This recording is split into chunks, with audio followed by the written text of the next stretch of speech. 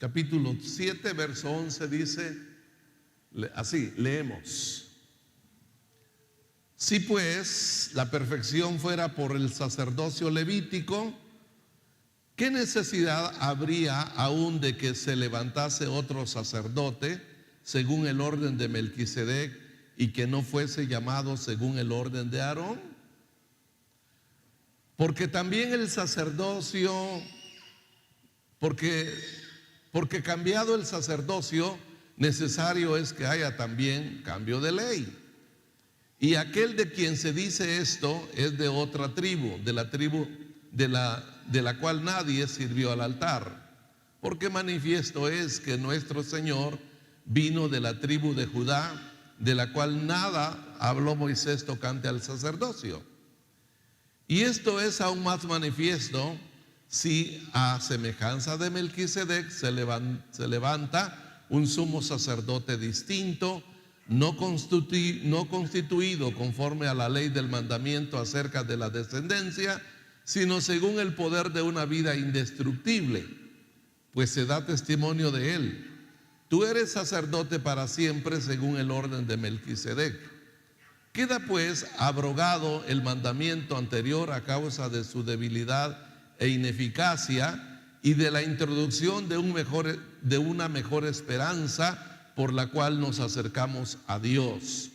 Y esto no fue hecho sin juramento, porque los otros ciertamente sin juramento fueron hechos sacerdotes, pero este con el juramento del que le dijo: juró el Señor y no se arrepentirá, tú eres sacerdote para siempre según el orden de Melquisedec. Por tanto, Jesús es hecho fiador de un mejor pacto. Amén. No es fácil entender todo lo que el escritor está escribiendo o escribió en esta carta, pero voy a tratar de ir explicándoles de la manera más sencilla y de la manera más clara posible para que podamos recibir una enseñanza efectiva en esta noche. Bien, el domingo les dije, enseñé, hablé, expliqué que Dios, para llevar muchos hijos a la gloria, que ese era su plan, ese era su propósito, para llevar muchos hijos a la gloria necesitaba, dije el domingo, dos cosas. Primero, Él necesitaba un Salvador perfecto. Un Salvador perfecto que muriera, que diera su vida por todos. Y en segundo lugar, Dios necesitaba un sacerdote o un sumo sacerdote perfecto también, para que representara a los redimidos en el cielo. Eran dos funciones: un Salvador y un sacerdote. El Salvador para que diera su vida por los pecadores, y el sacerdote para que representara a los redimidos en el cielo. Ese fue el plan, el propósito. Dios se propuso llevar muchos hijos a la gloria, pero para eso era necesario que hubiera un Salvador y un sumo sacerdote. Entonces expliqué el domingo que para ser nuestro Salvador, Jesús descendió del cielo, y para ser nuestro sumo sacerdote ascendió, subió. Él vino para salvarnos y se fue para representarnos, o para representar a todos los que creen en Él. Él vino por todos, pero al irse subió a la gloria para representar no a toda la humanidad, sino a los que creen en Él, a los que creen en su muerte, en su resurrección. Para ellos Él es el sumo sacerdote presente, sentado a la derecha del Padre, intercediendo a favor de ellos todos los días, de día y de noche. Entonces, esto es lo que Hebreos nos viene explicando, que Jesús es el Salvador perfecto, pero también se constituye en el sacerdote perfecto, en el sumo pontífice perfecto. Su venida fue para salvarnos y su ascensión fue para representar a todos los que hemos creído en Él. Él es nuestro gran sacerdote. Aleluya. Lo entendemos, creo que está claro. Es lo básico. Hoy quiero hablarles acerca de un sacerdocio distinto. Hebreos es rico en doctrina. Es algo maravilloso. Y miren, la lectura de Hebreos se suspende hoy, porque ya mañana pasamos al primer libro de Samuel. Fueron 7 capítulos de Hebreos que los leímos en semana y media y no los sentimos, los estudiamos, los meditamos en las mañanas, de 5 a 6 de la mañana, los leímos, meditamos, sacamos conclusiones. Fue una maravilla, una cosa maravillosa. Mañana pasamos al libro de Josué. ¿Y sabe hasta cuándo vamos a regresar a continuar esta carta de Hebreos? Continuando en el capítulo 8, lo vamos a continuar hasta el 23 de septiembre del otro año, dentro del año. Hasta el 23 de septiembre del año 2025 estamos leyendo el capítulo 8 para continuar este libro. Por eso qué importante es aprovechar los fragmentos que nos va guiando, nos va dando el encuentro diario con Dios para ir avanzando en toda la Biblia.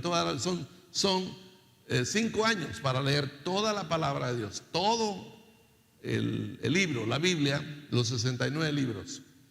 Seguimos entonces. En esta noche quiero hablarles acerca de un sacerdocio distinto. Un sacerdocio distinto, gloria a Dios. En esta noche quiero que veamos a Jesús como un sacerdote con juramento, o el sacerdocio con juramento. En segundo lugar, vamos a ver que el sacerdocio de Jesús es un sacerdocio inmutable, inmutable. Y en tercer lugar, que el sacerdocio de Jesús es un sacerdocio perfecto. Un sacerdocio con juramento, un sacerdocio inmutable y un sacerdocio perfecto. Ese es nada menos que el sacerdocio que Jesús realiza en estos momentos en el cielo. Bien, avancemos entonces. Un sacerdocio con juramento. Dios juró solamente 2 veces en el Antiguo Testamento. Eso es lo que el Antiguo Testamento nos da a conocer. Solamente 2 veces juró Dios. La primera vez que Dios jura es cuando bendice a Abraham. Esto lo encontraríamos en el libro de Génesis, pero quiero que vayamos a Hebreos, capítulo 6, verso 13. Capítulo 6, verso 13 de Hebreos. Vea que Dios juró cuando bendijo a Abraham. Dice el verso 13 del capítulo 6: porque cuando Dios hizo la promesa a Abraham, no pudiendo jurar por otro mayor, porque no hay otro mayor que él, juró por sí mismo. Verso 14, diciendo: de cierto te bendeciré con abundancia y te multiplicaré grandemente. Entonces, esta bendición que Dios hizo con juramento, la hizo cuando Dios le había pedido a Abraham su hijo. Y Abraham no se lo negó, lo llevó al monte Moria y allí lo acostó sobre el altar y lo iba a degollar. Y cuando ya estaba para degollar a su hijo, el Señor le dijo: detén tu mano, no le hagas daño al muchacho, porque he comprobado que me has creído. Y allí Dios juró. Pero dice que no, dice Hebreos, no pudiendo jurar por otro mayor, porque no hay otro mayor que él, juró por sí mismo. Hebreos nos va a enseñar que todo juramento se hace ante alguien que es mayor. Por ejemplo, cuando se hace un convenio, cuando se hace un contrato, cuando la persona tiene que jurar ante un tribunal, siempre va a jurar ante un juez o ante una persona de mayor rango, de mayor categoría. Siempre se jura ante alguien que sea superior. Pero cuando Dios juró, no habiendo nadie superior a él, juró por sí mismo. Y yo me imagino a Dios levantando su mano y jurando por mí mismo y diciéndole a Abraham. Yo le voy a leer lo que dice Génesis 22, versículo 16. Esto fue lo que Dios dijo: por mí mismo he jurado, dice Jehová, de cierto te bendeciré y multiplicaré tu descendencia. En tu simiente serán benditas todas las naciones de la tierra. Esa fue la bendición. Dios prometió a Abraham bendecirlo a él, bendecir a su descendencia y bendecir a todas las naciones de la tierra. Ojalá me pudieran mejorar el sonido porque me está afectando, ahí tiene mucho eco. Entonces Dios juró. Es decir, Abraham no podía dudar de que Dios iba a cumplir lo que le estaba prometiendo, la bendición que le estaba prometiendo. ¿Por qué? Porque Dios había jurado. Dios no tiene necesidad de jurar, porque Él todo es sí o no, sí o amén. Dios no tiene necesidad de jurar. ¿Por qué? Porque la Biblia dice: sea Dios veraz y todo hombre mentiroso. Él no es hijo de hombre para mentir. Él no es hombre para mentir, ni hijo de hombre para arrepentirse. Lo que Él dice, lo dice. Nuestro Dios es un Dios de palabra. Pero Él juró para que Abraham pudiera apoyarse y confiar que la promesa era segura. Bueno, entonces, la primera vez que Dios juró fue cuando bendijo a Abraham. La segunda vez que Dios hizo un juramento fue cuando declaró que su hijo habría de ser sumo sacerdote. Y esto lo encontraríamos, volvamos a Hebreos capítulo 7, ahora vamos al capítulo 7, versículo 21. Capítulo 7, verso 21, nos dice: porque los otros ciertamente, cuando habla de los otros, se refiere a los otros sacerdotes de la orden de Aarón. Porque los otros ciertamente sin juramento fueron hechos sacerdotes. Pero este, se refiere a Jesús, pero este, con el juramento del que dijo: juró el Señor y no se arrepentirá, tú eres sacerdote para siempre, según el orden de Melquisedec. ¿Dónde aparece en la escritura del Antiguo Testamento este juramento? Lo encontramos en el Salmo 110, versículo 1. ¿Quién lo dijo? Lo dijo Dios. ¿A través de quién? A través de David. ¿Por qué David? Porque David era profeta. David comienza el Salmo 110 diciendo: vi a mi Señor. No, comienza el Salmo diciendo: dijo el Señor a mi Señor, siéntate a mi derecha hasta que ponga por estrado, hasta que ponga a tus enemigos por estrado de tus pies. Por eso es un salmo mesiánico.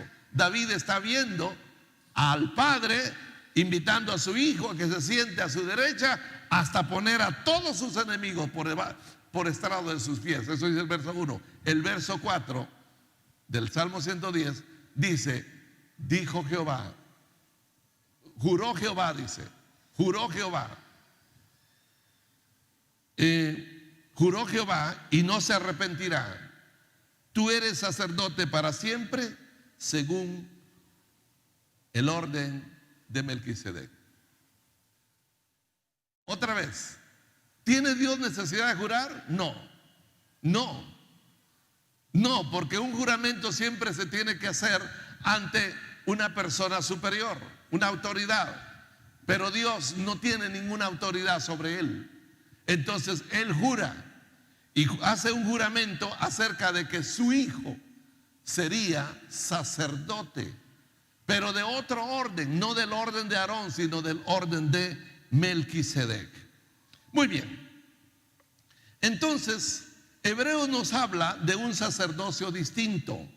Nos habla de un sacerdocio diferente, no del sacerdocio instituido por Moisés en el desierto, donde la persona principal se llamó Aarón.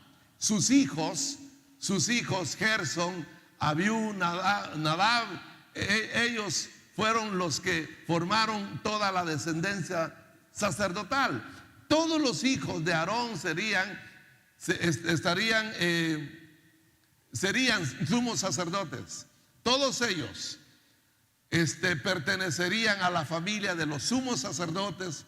Recuerda usted cuando a Jesús lo juzgan, hay dos sumos sacerdotes, uno que ya estaba jubilado y otro que estaba en función, y ambos, uno se llamaba Anás y el otro Caifás, eran los sumos sacerdotes en ese momento.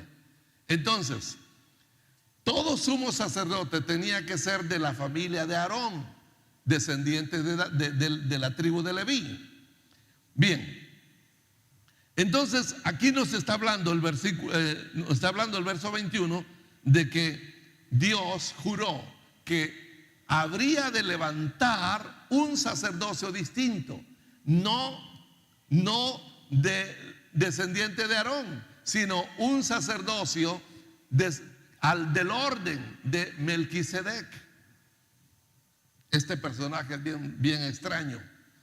No me da tiempo a hablar mucho de él, pero sería el antepasado de Cristo como sacerdote del Dios Altísimo. Así que nos habla Hebreos entonces de un sacerdocio distinto.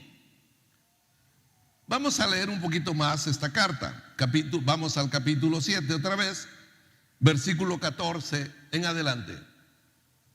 Capítulo 7, verso 14. ¿Qué nos dice?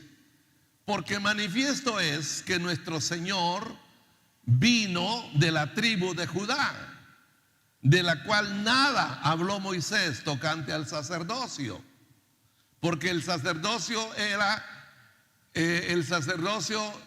le correspondió a la tribu de Leví. Pero dice el verso 14 que nuestro Señor vino de la tribu de Judá, de la cual nada habló Moisés tocante al sacerdocio. Verso 15. Y esto aún más manifiesto, si a semejanza de Melquisedec se levanta un sacerdote distinto, no constituido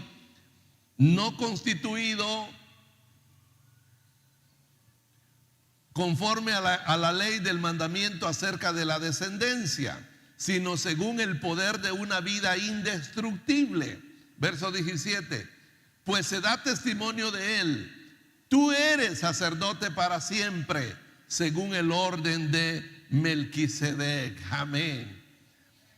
No, dice, constituido no conforme a la ley del mandamiento acerca de la descendencia. Es decir, en la ley de Moisés el sacerdote tenía que ser descendiente de Leví y descendiente de la casa de Aarón. Si no, no podía ser sacerdote. Esa era la ley. Era imposible que alguien que no fuera de la casa de Aarón pudiera entrar en el lugar santo o el lugar santísimo. Eso era la ley. Dice aquí, habla de la ley del mandamiento acerca de la descendencia. Jesús no dependía, o sea, no era descendiente de Aarón. Por eso dice el verso 14, él había nacido descendiente de la tribu de Judá.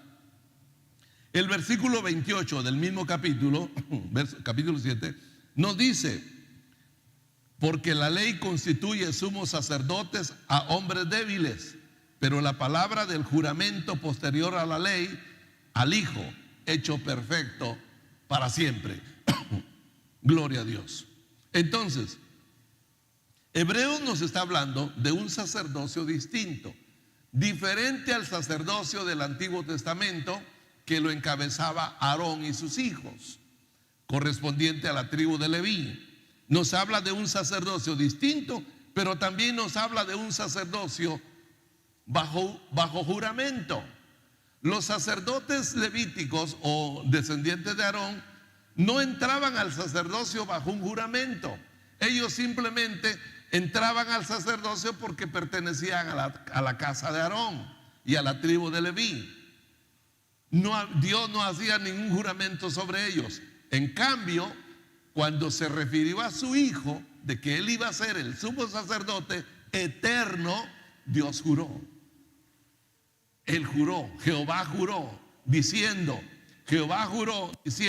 y no se arrepentirá: tú eres sacerdote para siempre, según el orden de Melquisedec. Así que el sacerdocio que Dios levantó en su Hijo era un sacerdocio no solo distinto, sino un sacerdocio basado o respaldado por un juramento que Dios hizo. Gloria a Dios.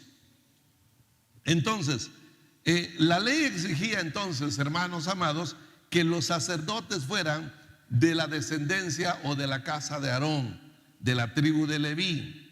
Pero Jesús fue declarado sumo sacerdote no por su descendencia, no, porque dice el versículo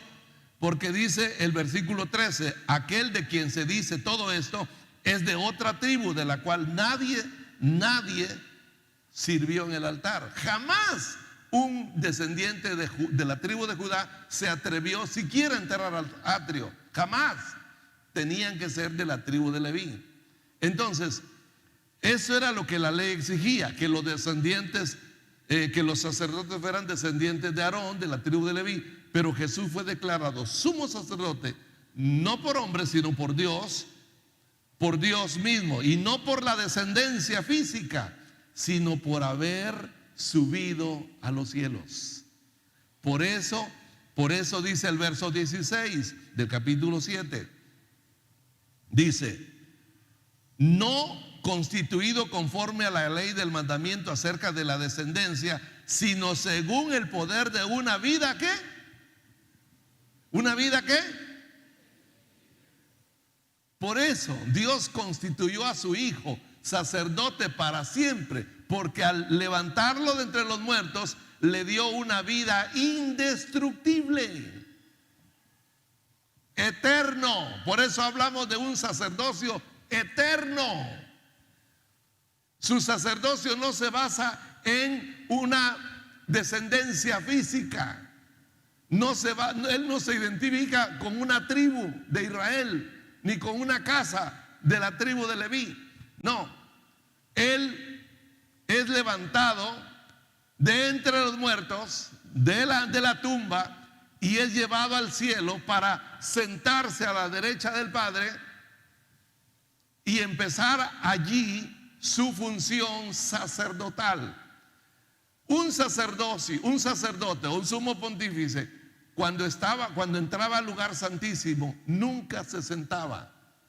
Él entraba a oficiar, a quemar incienso, a esparcir la sangre del pacto.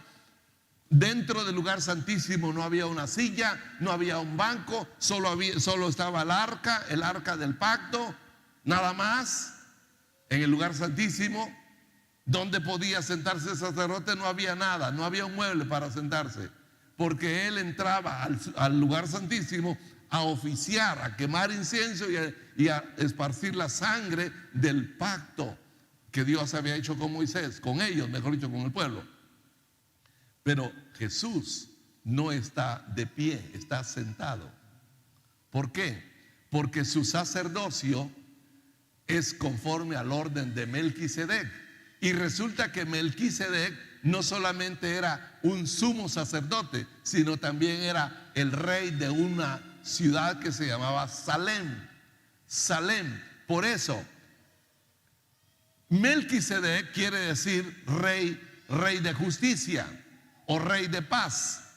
La palabra Melec quiere decir rey y la palabra Sedec quiere decir justicia.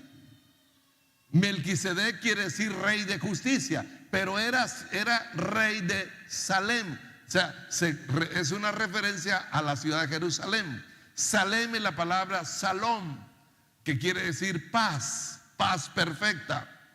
Así que Melquisedec no solo era rey de justicia, sino también era rey de paz. Aleluya. Ya me quedé hasta sin aire, hermano, por estarles explicando todo esto. Gloria a Dios. Aleluya. Entonces Jesús es declarado sumo sacerdote no por la familia a donde pertenece, no por la casa sino porque subió a los cielos para poseer una vida indestructible. Y su sacerdocio es perfecto, es eterno. Aleluya, gloria a Dios. Así que el sacerdocio de Jesús fue un sacerdocio bajo juramento. ¿Quién juró? Dios, el Padre. Él juró, Él dijo: juro y no me arrepentiré que mi hijo va a ser el sumo sacerdote. ¿Cuánto da gloria a Dios por eso? Aleluya. Gloria a Dios. Pasamos al segundo punto. Un sacerdocio inmutable es el sacerdocio de Jesús. Versículo 22, capítulo 7, verso 22. Dice: por tanto, Jesús es hecho fiador de un mejor pacto. Y los otros sacerdotes llegaron a ser muchos, debido a que por la muerte no podían continuar. Mas este, o sea, refiriéndose a Jesús, por cuanto permanece para siempre, tiene un sacerdocio inmutable. Inmutable. Les explico el versículo 22. Por tanto, Jesús es hecho fiador de un mejor pacto. Un fiador es una garantía. Alguien que sirve de fiador es la garantía que tiene el que da o el que da el préstamo. Si hay un fiador, está garantizado el pago de la deuda. Jesús es la garantía, aleluya. Él es la mejor garantía del mejor pacto. Dios hizo un nuevo pacto y la garantía del nuevo pacto es su Hijo. Es Él. Él es la garantía. Dios va a cumplir todo lo que ha dicho. Aleluya. Eso significa el verso 22: Jesús es hecho fiador de un mejor pacto. El pacto antiguo Dios lo hizo con Israel, pero el mediador era Moisés. El nuevo pacto Dios lo ha hecho con los que creen en su Hijo, y la garantía es su Hijo. Él es fiador de un mejor pacto. Y luego dice el versículo 23: y los otros sacerdotes llegaron a ser muchos, una familia, toda una descendencia, toda una casa, una descendencia numerosa de Aarón. Llegó el tiempo en que habían cientos y cientos de hombres descendientes de la casa de Aarón, y todos podían optar a ser sumos sacerdotes. Por eso en el tiempo de David, el rey David, él organizó el orden sacerdotal y los puso para que funcionaran de 15 días en 15 días, de 15 días en 15 días, porque eran muchos los sumos sacerdotes que tenían que entrar todos los días al santuario a quemar incienso, a encender el candelero de oro en la tarde y apagarlo en la mañana, a cambiar los panes de la proposición el día de reposo. Esa era la función en el lugar santo. En el lugar santísimo solo entraría el sumo sacerdote una vez en el año. Entonces David tuvo que organizar a toda la familia sacerdotal para que todos participaran. Eran muchos. Pero aquí dice el versículo 23: y los otros sacerdotes llegaron a ser muchos, debido a que por la muerte pues se iban, morían y dejaban a sus hijos, morían y el sacerdocio quedaba en sus hijos, y sus hijos también morían y el sacerdocio lo recibían o lo heredaban sus hijos, y así era el sacerdocio por generaciones. Pero, dice el verso 24, pero este, o más este, por cuanto permanece para siempre. Es la diferencia, dice Hebreos.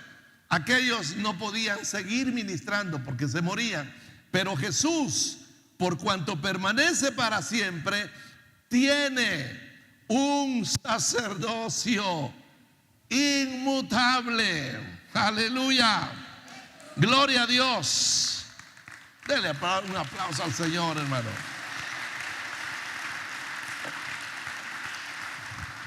Entonces, el sacerdocio de Jesús es un sacerdocio inmutable. ¿Qué quiere decir eso? Un sacerdocio inmutable significa un sacerdocio inalterable. La palabra inmutable quiere decir inalterable, quiere decir invariable, quiere decir indestructible, quiere decir inquebrantable, quiere decir intransferible, quiere decir perdurable, quiere decir indisoluble. Es decir, el sacerdocio de Jesús no se altera, no varía, no se destruye, no termina, no tiene fin, no se transfiere a otra persona. Es perdurable, permanece para siempre. Aleluya, gloria a Dios. Su sacerdocio no solo es perfecto, es eterno. En ninguna parte de la Biblia encontramos que en la iglesia debían haber sacerdotes, a excepción de los mismos creyentes. El apóstol Pedro dice: mas vosotros sois real sacerdocio, pueblo santo, gente santa, pueblo comprado por Dios, pueblo escogido, para que anuncien las virtudes del que los llamó. Nosotros, los creyentes, somos un reino de sacerdotes, pero el hecho de ser reino, un reino, significa que también somos reyes. Tenemos ese privilegio de ser reyes y sacerdotes. Así dice Apocalipsis 1:7, creo. Y Él nos hizo para su Padre reyes y sacerdotes. No hay en ninguna parte de la Biblia un pasaje que pueda darnos la opción de que en la iglesia haya sacerdotes. Dios instituyó a su iglesia, lo dice Efesios capítulo 4. Él mismo dio a su pueblo, ¿qué le dio? Le dio dones. Y a unos los puso como profetas, a otros a unos los puso como apóstoles, a otros como profetas, a otros como evangelistas, a otros como pastores y maestros. Esos son los ministerios de la iglesia. Profetas, otra vez, corrijo, apóstoles, profetas, maestros, evangelistas, pastores y maestros. Eso es todo. No encuentro. Yo quisiera tener una base para decir: pues sí, en el Nuevo Testamento, en el Nuevo Pacto, hay un espacio donde se pueda decir: deben haber sacerdotes, una casta sacerdotal, un reino sacerdotal visible, físico, literal. No hay.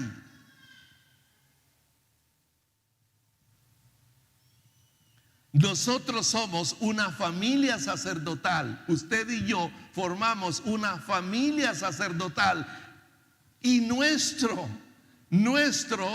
pariente cercano, que es el hermano mayor, porque de eso hablamos el domingo, para podernos para podernos redimir, se hizo igual que sus hermanos.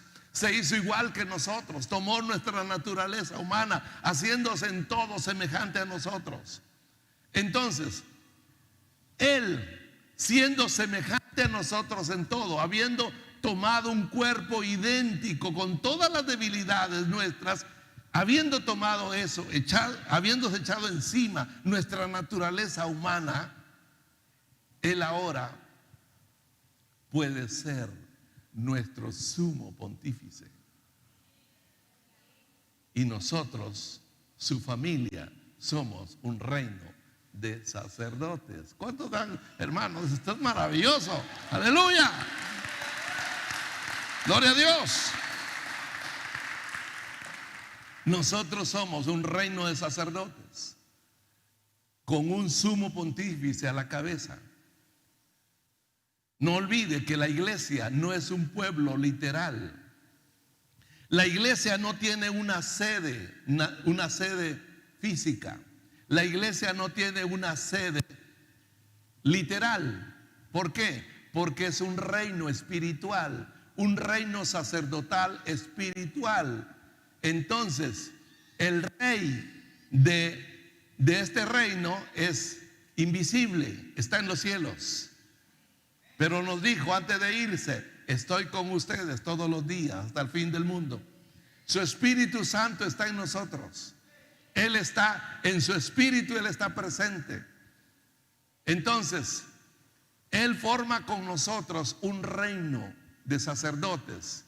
Y como decíamos el domingo, como hemos creído en Él, como hemos reconocido que Él es nuestra única salvación, entonces Él no se avergüenza de llamarnos hermanos. Aleluya. Bien, hermanos, termino con esto, porque el mensaje el día jueves es corto. Ya avancé mucho. El último punto: un sacerdocio perfecto. He hablado de un sacerdocio con juramento. Hemos hablado hoy de un sacerdocio que no cambia, que es inalterable, invariable, indestructible, inquebrantable, intransferible, perdurable. Ahora, rápidamente terminamos diciendo que en Jesús tenemos un sacerdocio perfecto. Versículo 25, capítulo 7. Por lo cual puede también salvar perpetuamente a los que por Él se acercan a Dios, viviendo siempre para interceder por ellos. Porque tal sumo sacerdote nos convenía, santo, inocente, sin mancha, apartado de los pecadores y hecho más sublime que los cielos, que no tiene necesidad cada día, como los otros sumos sacerdotes, de ofrecer primero sacrificios por sus propios pecados y luego por los del pueblo. No, porque esto lo hizo solo una vez para siempre, ofreciéndose a sí mismo, ofreciéndose a sí mismo. Y al final del verso 28 dice: hecho perfecto para siempre. Un sacerdote o un sacerdocio perfecto. El versículo dice, verso 26 dice: porque tal sumo sacerdote nos convenía, o sea, lo necesitábamos. La palabra tal es un adjetivo que expresa grandeza o superioridad. Es tal la grandeza de Él, es tal su poder, tal su superioridad, que para nosotros es la mayor honra que tenemos como seres humanos, que uno como Él nos represente en los cielos. Él está vivo y el cuerpo con el cual fue crucificado está en los cielos. Su cuerpo literalmente está en los cielos. Él no ascendió en espíritu, Él resucitó corporalmente. Y le dijo a sus discípulos: aquí están mis manos, tóquenlas, toquen mi costado, toquen mi herida y vean que un espíritu no tiene carne ni hueso como yo tengo. Y en alguna ocasión les dijo que tienen algo de comer, y comió con ellos. No porque tenía hambre, porque su cuerpo había sido transformado en un cuerpo incorruptible, pero era real, su cuerpo era real, y ese cuerpo real, glorificado, inmortalizado, se fue al cielo y está en la gloria. Por eso dice Hebreos capítulo 2: aunque el hombre todavía arrastra su miseria, vemos a aquel que fue hecho un poquito menor que los ángeles, lo vemos coronado de gloria, sentado a la diestra de la majestad en las alturas. Aleluya, gloria a Dios. Un sacerdote, eso es Jesús, un sacerdote que puede salvar eternamente a todos los que por medio de él se acercan a Dios.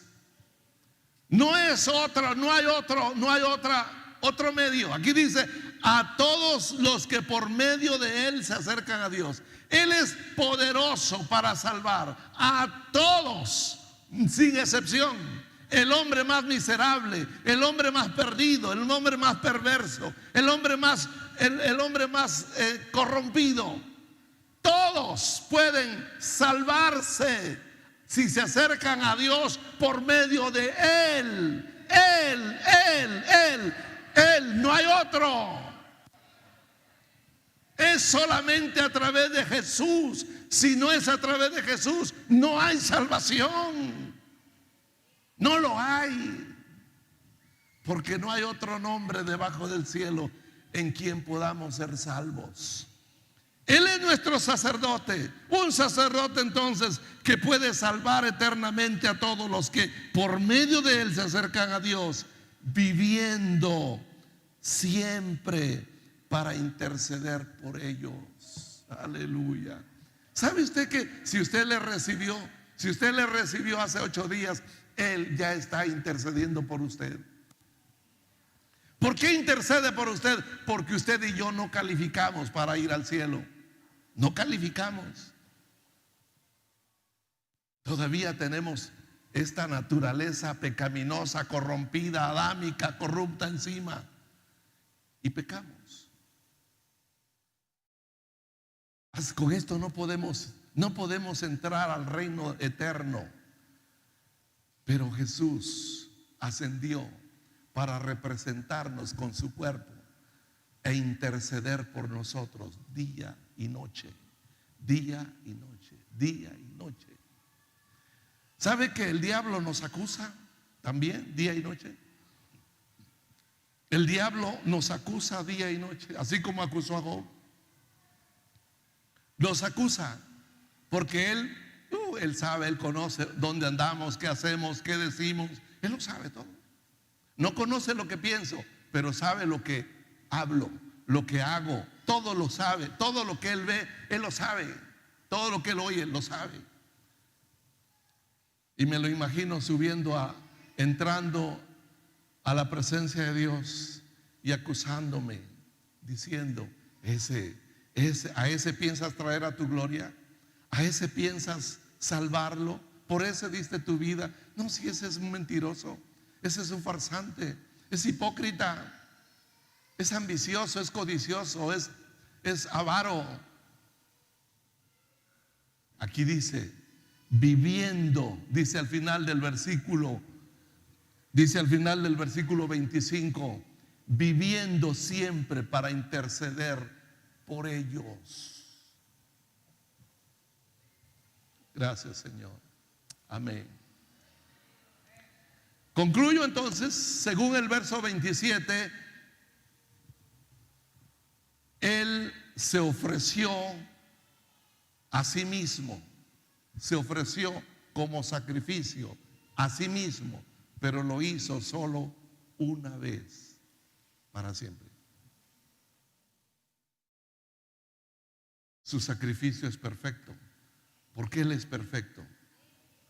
Porque no es un hombre un hombre más. A mí no me gusta ese coro que dice: conozco un hombre de poder. Él no es un hombre, Él es el hombre perfecto. Él es el hombre. A veces cantamos cosas que no discernimos bien, pero Él es el hombre, el único hombre perfecto, con mayúscula. No es un hombre, es el hombre, el único hombre perfecto que nos representa en los cielos. Por eso mi salvación es segura. Yo creí en Él como mi Salvador y tengo años de vivir para Él, pero le he fallado. Pero Él ha intercedido todos los días por mí y por usted también. ¿Para qué?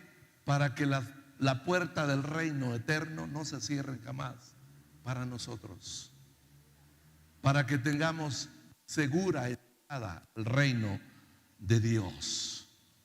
Amén. ¿Cuántos dan gloria a Dios en esta noche? ¡Aleluya! ¡Qué bendición! Esto no es religión, esto es revelación. Esto no es religión, es revelación. Pero no es revelación que nos vino por un sueño, por una visión. Es la revelación perfecta que Dios ha dado a través de su palabra. Esta es la revelación que Dios nos ha dado en su palabra, por la cual nosotros tenemos una esperanza como ancla.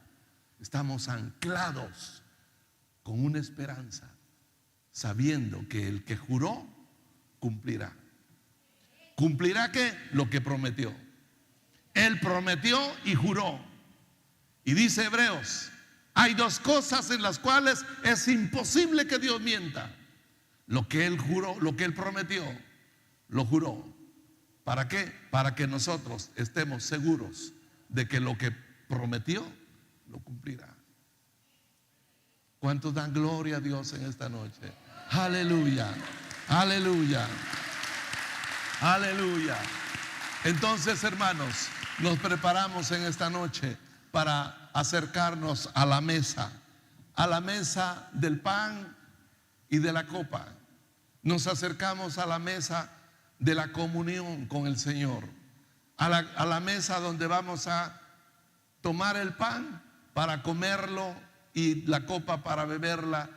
Y de esta manera estamos conmemorando otra vez que Él murió por nosotros y que viene otra vez, que se fue con la promesa de regresar.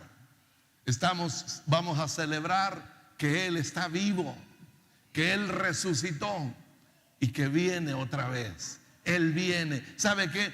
Cualquiera de nosotros que está ahí medio informándose en las noticias, cuando veo que Irán está tirándole misiles y bombardeando a Israel, y que Hezbolá en el norte también está amenazando, y que Israel es como que por momentos está siendo acorralado por los estados árabes.